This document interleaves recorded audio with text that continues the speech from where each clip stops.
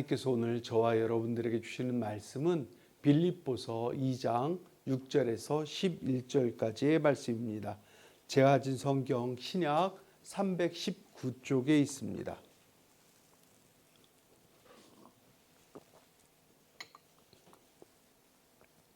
한 절씩 교독하도록 하겠습니다.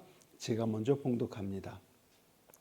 그는 근본 하나님의 본체이시나 하나님과 동등됨을 취할 것으로 여기지 아니하시고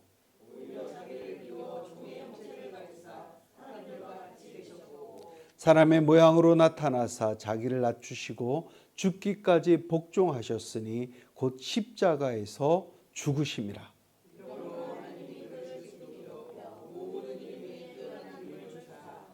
하늘에 있는 자들과 땅에 있는 자들과 땅 아래에 있는 자들로 모두 무릎을 예수의 이름에 꿇게 하시고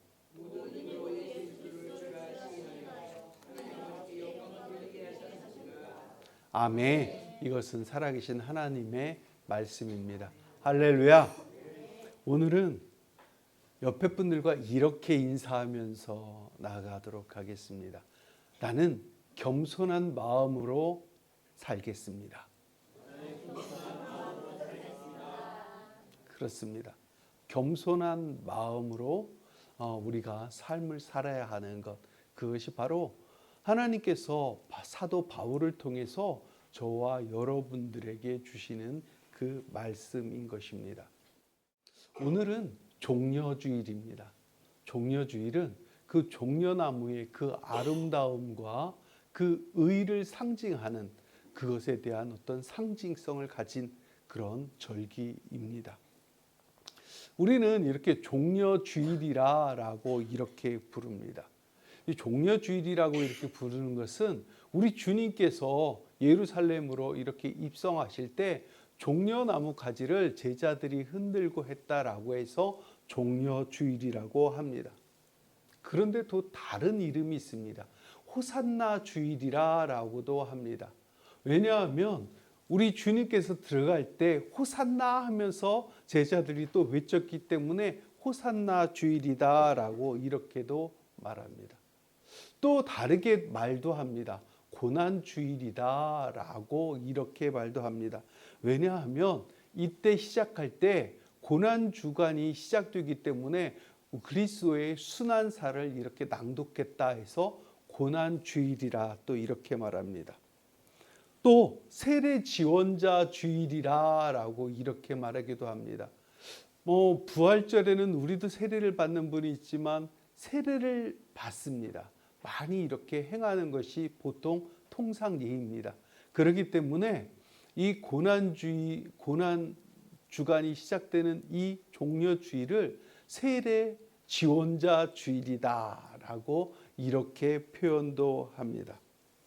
그런데 대부분 호산나 주일이나 고난 주일, 세례 지원자 주일 이렇게는 하지 않고 대부분이 모두가 이제 종려주일이다 이렇게 말하면서 종려주일을 지킵니다.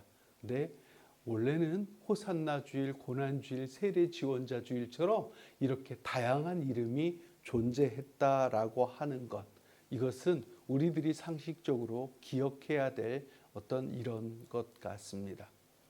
이제 6번째 주일입니다. 그리고 7번째 주일에서는 바로 부활절이 됩니다. 그래서 고난주간이 시작되는 첫 주일이지요.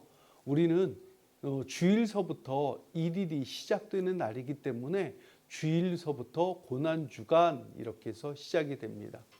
이제 수요일 날에는 우리가 기도를 하고 목요일 날에는 우리 주님께서 떡을 떼셨던 것처럼 성찬식을 합니다.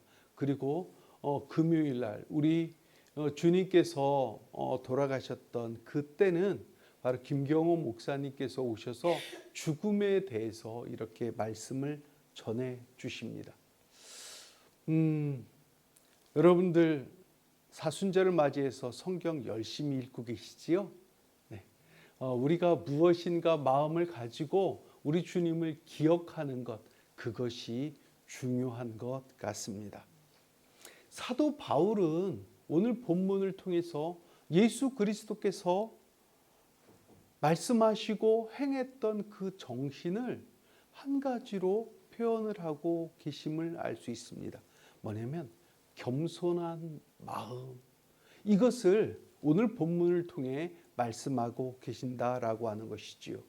그것을 안 바로 사도 바울이 빌립보 교인들에게 바로 겸손한 마음을, 예수 그리스도의 그 낮아지신 그 마음, 스스로 낮추시고 하나님께 복종하신 그 마음에 대해서 말씀하고 있습니다.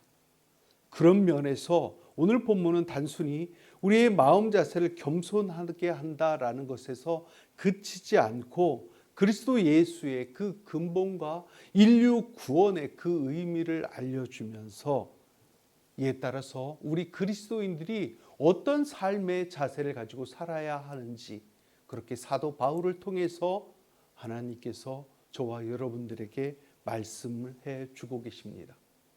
우리 주님께서는 본질상 하나님이십니다. 그러나 종의 형태로 이 세상에 오셨습니다. 인류를 구원하시기 위해서 자신을 낮추어서 십자가에서 죽음을 맞이하시기까지 복종하지 않으시면 안 되었습니다. 그 말씀이 바로 오늘 본문의 말씀이시지요. 오늘 본문 6절을 한 목소리로 봉독하도록 하겠습니다. 시작.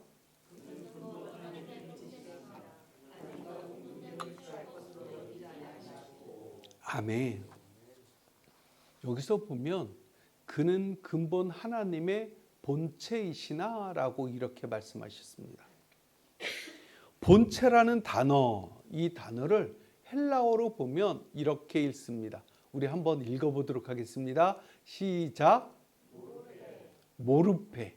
이 모르페라는 단어, 그러니까 오늘 말씀은 여러분들이 잘 생각을 하셔야 됩니다. 모르페라는 단어의 뜻은 형태, 외적인 어떤 모습, 형상, 어떤 이런 뜻을 가지고 있습니다.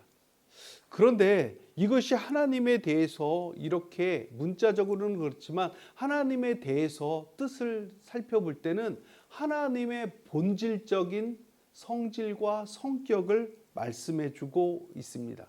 그 단어가 바로 모르페지요.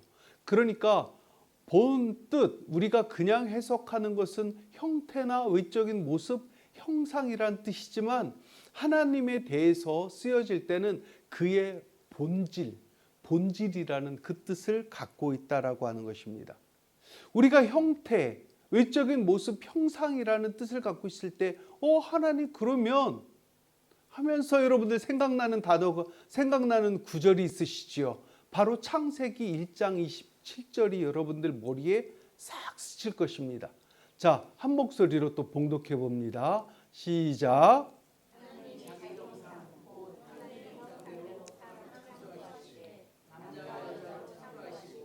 아멘. 여기서 보면 하나님이 자기 형상 이렇게 하셨습니다. 자기의 형상, 자기의 모양 이렇게 됐거든요. 이 형상이라는 히브리어는 첼렘이라고 합니다. 첼렘.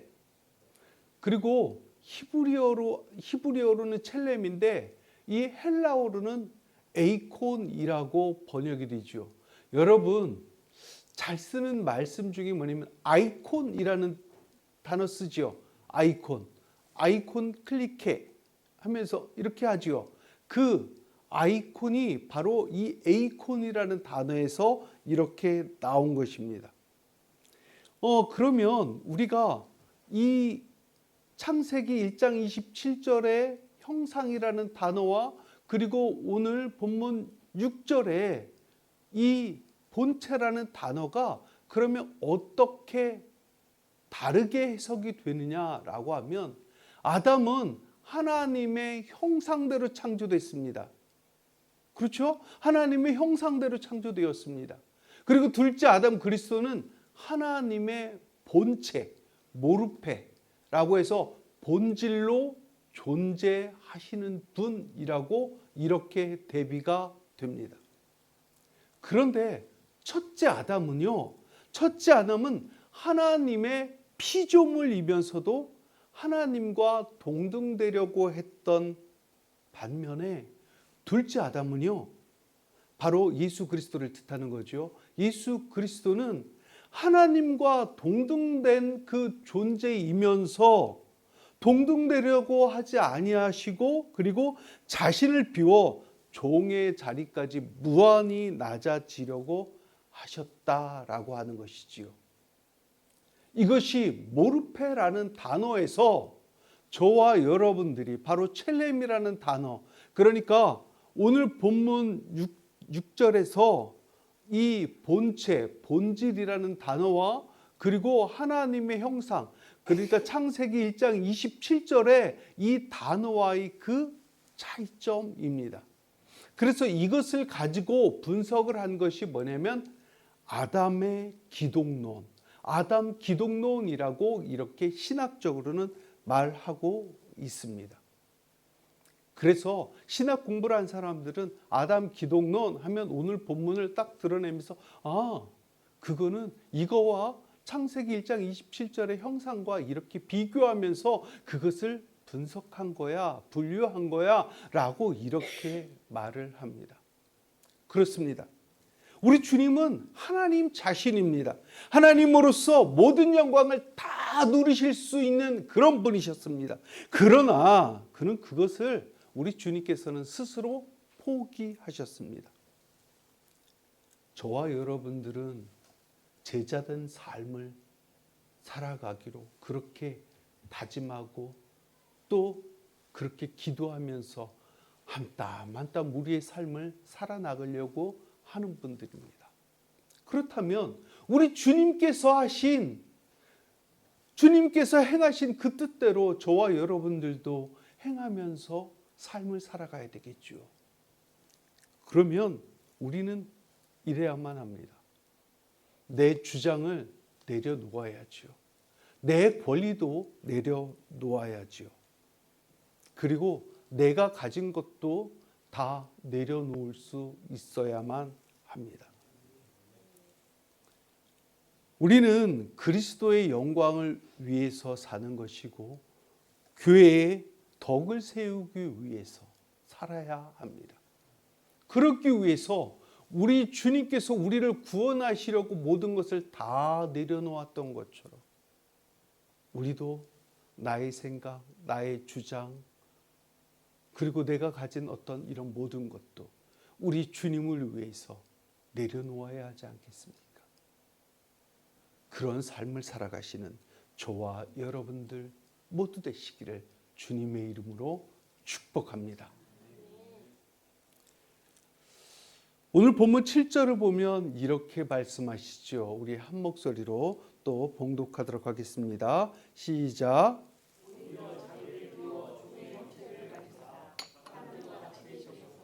아멘. 우리 주님 예수 그리스도는 종의 형체를 입기까지 다 내려놓으셨습니다.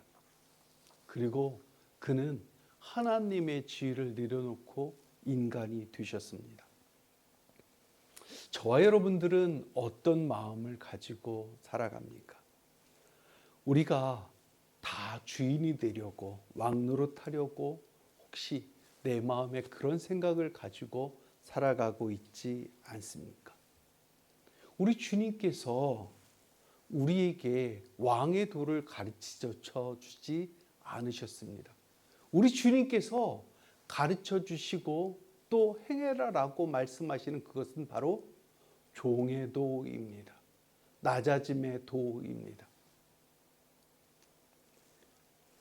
또 8절을 보면 이렇게 말씀하시죠. 우리 한 목소리로 봉독합니다. 시작.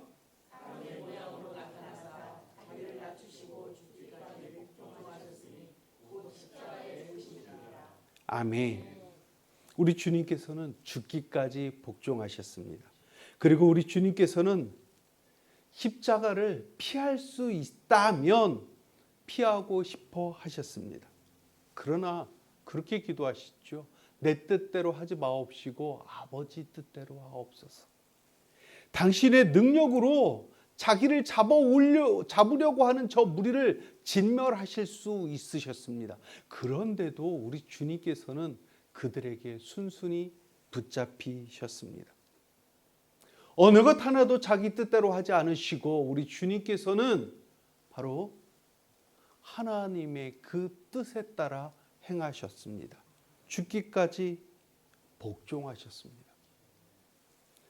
주님은 저와 여러분들에게도 동일한 것을 요구하지 않으시겠습니까? 순종하기 싫을 때도 있습니다. 우리 멋대로 하고 싶은 때가 참 많지요. 하지만 우리 멋대로 하는 것이 주님 뜻이 아니라 우리 모두에게 순종하라 말씀하시는 그 순종, 우리 주님께서 하셨던 그 순종, 그것을 해나가는 저와 여러분들이 되기를 그렇게 바라고 계시지는 않을까요? 사실 죽기까지 순종할 각오가 되어 있다면 우리의 삶에서는 아무런 문제될 것이 없습니다. 화날 것도 없고요. 막 분노할 것도 없습니다. 사도 바울의 고백처럼 사는 것도 유익하고 죽는 것도 유익하니 사나 죽으나 우리는 누구의 것이요? 주님의 것이라고 이렇게 인정하고 가는 것. 바로 그것이 저와 여러분들이 해 나가야 할 것이고 그렇게 고백하며 나간다라고 하면 우리의 삶이 많이 가지나 적게 가지나 별반 문제될 것이 없다라고 하는 것이지요. 사도 바울처럼 주 예수께 받은 사명, 곧 하나님의 은혜의 복음을 증언하려 하면은 자신의 생명조차 조금도 아끼지 않는 순종과 그 순교의 신앙, 이것이 고난주간을 앞두고 있는 그 종려주일에 우리의 옷깃을 여미게 하는 그런 말씀이지 않을까 싶습니다. 할렐루야. 우리 미담교회 모든 성도님들은 자기를 낮추고 또 하나님 말씀에 순종하며 그렇게 나가시는 줄 믿습니다. 오늘 본문 9절에서 10절의 말씀을 한 목소리로 봉독하도록 하겠습니다. 시작.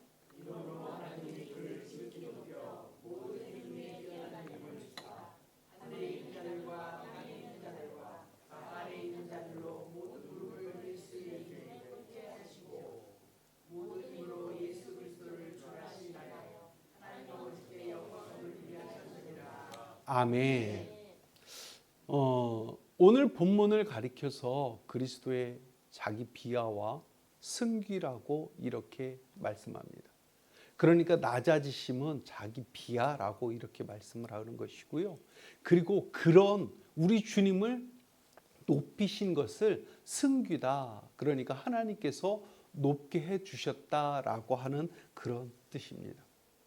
자기를 비우시고 낮추시고 죽기까지 그리스도를 이렇게 낮추신 그 자기를 하나님께서는 반전을 이루셔서 바로 높이셨다라고 말씀하고 있는 거지요. 모든 이름 위에 뛰어난 이름을 주셨습니다.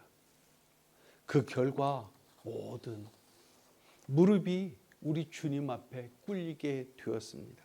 그리고 그 모든 입이 우리 예수 그리스도를 주님으로 고백합니다. 하나님께서도 저와 여러분들에게 동일하게 역사하십니다. 하나님께서는 스스로 높이는 자는 바닥까지 낮추십니다. 그러나 하나님께서는 스스로 낮추고 겸비하는 자는 높이십니다. 하나님께서 행하시는 그 원리는 세상의 원리와 다릅니다. 진정으로 겸손한 자는 하나님께서 들어 올리시기 때문입니다. 오늘 본문에 위와 같은 사실도 사도 바울은 빌립보 교인들에게 그렇게 자신을 비우고 죽기까지 복종하신 예수 그리스도의 마음을 품으라고 이렇게 권면합니다. 우리도 고난주간을 앞둔 종려주일에 십자가에 죽기까지 복종하신 우리 주님의 마음을 온몸으로 느껴보고 묵상하면서 지내는 저와 여러분들 모두 되시기를 주님의 이름으로 축복합니다.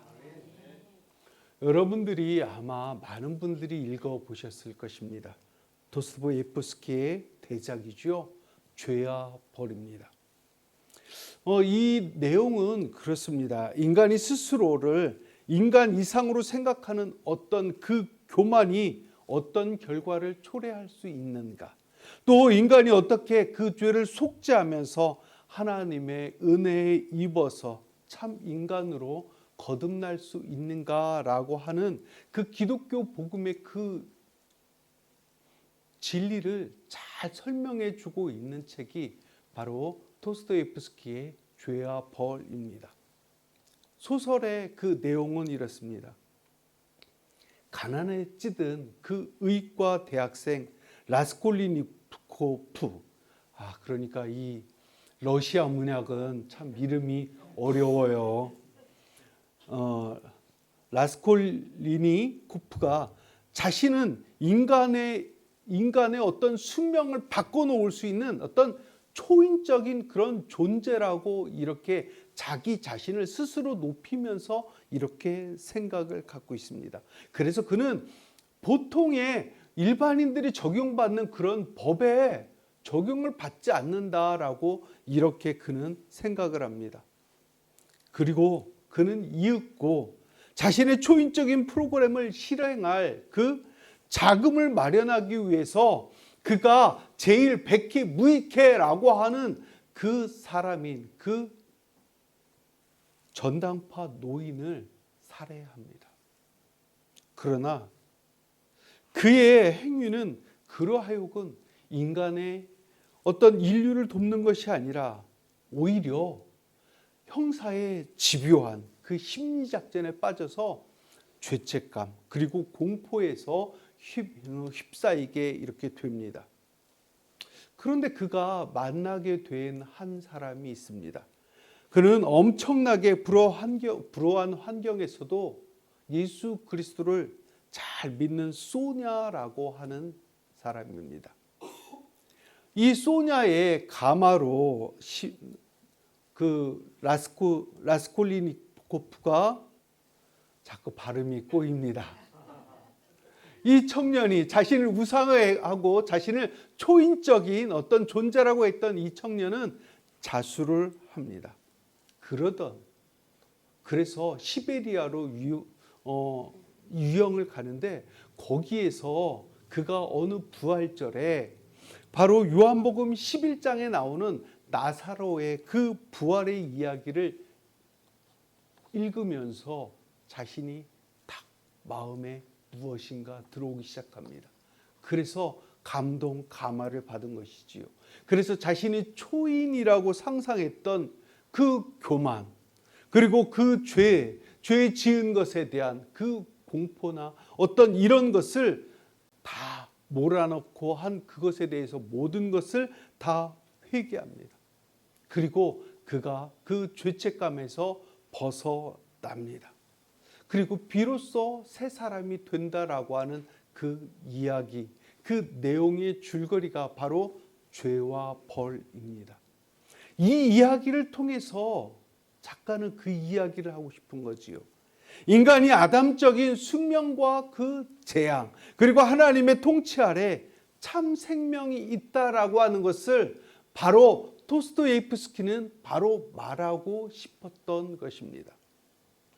인간의 구원은 오로지 전능자이시며 또 창조주이시며 우리를 구원하신 그 하나님으로부터 온다라고 하는 것이지요.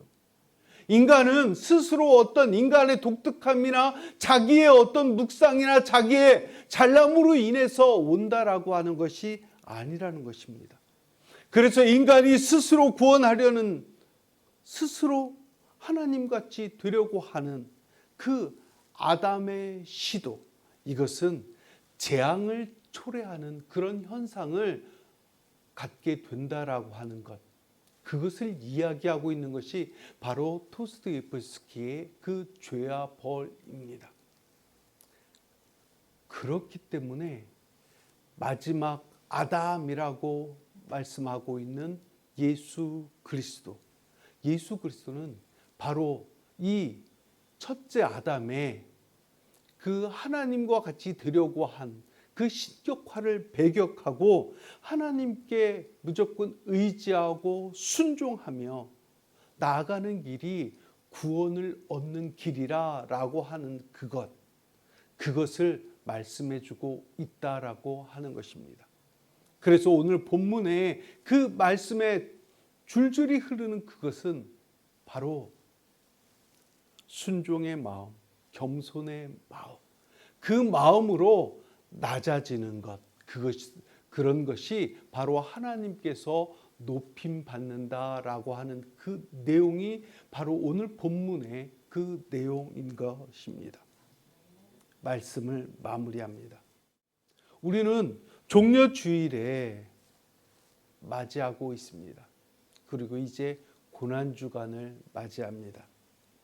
예수 그리스도께서 어떻게 고난을 당하셨는지 생각하면서 우리는 어떻게 행하여야 할까라는 사실을 우리는 묵상함으로 나아가야 합니다. 사도 바울은 오늘 본문을 통해서 복음에 합당한 그 생활을 하라고 이렇게 말씀하시죠. 그리고 자기 희생을 통해서 교회의 하나됨을 이루라라고 이렇게 말씀하고 있습니다. 예수 그리스도께서는 우리를 구원하기 위해서 자기 자신을 희생하시되 하나님의 권리와 영광 그 모든 것까지도 다 내려놓으시고 죽기까지 복종하셨습니다. 이번 주는 고난주간입니다.